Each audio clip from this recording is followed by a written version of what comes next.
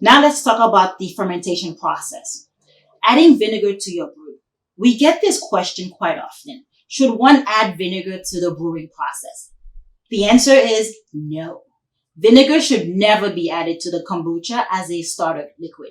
Use only fermented kombucha as a starter liquid for your brews. Some recommend adding vinegar to the brew to act as a starter liquid to help prevent mold. But don't do this, and here is why. You see, kombucha is an acetic acid ferment, which means it belongs to the vinegar family. The bacteria in both are generally related but different in type and mix, and that's because the yeast is very different for each of them.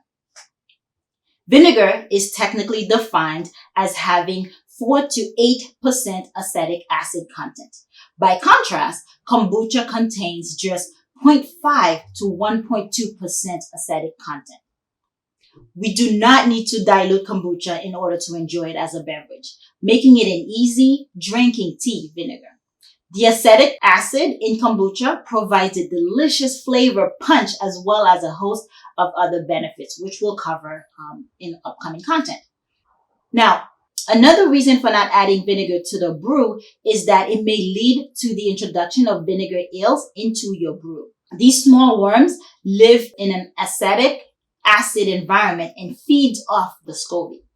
Though these eels are harmless to humans, they can actually weaken the SCOBY's ability to brew kombucha as they feed off the microbes which make up the culture and causes fermentation. With time, this will impact the health of your SCOBY tremendously.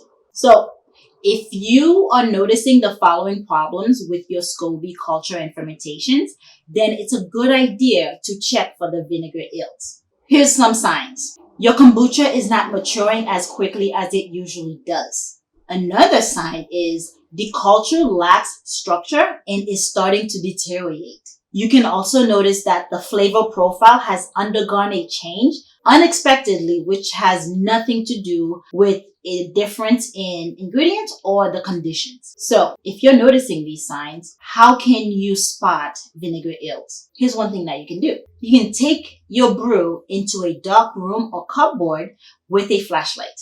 If your brewing vessel is glass, then simply shine the beam of the flashlight through the side. If the brewing vessel is ceramic, then shine the light into the top. If vinegar eels are present in your brew, then you should be able to see them wiggling towards the light.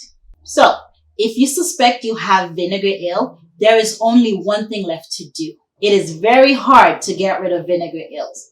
You just have to start over from scratch. That's not fun, but you don't want to start with a bad batch.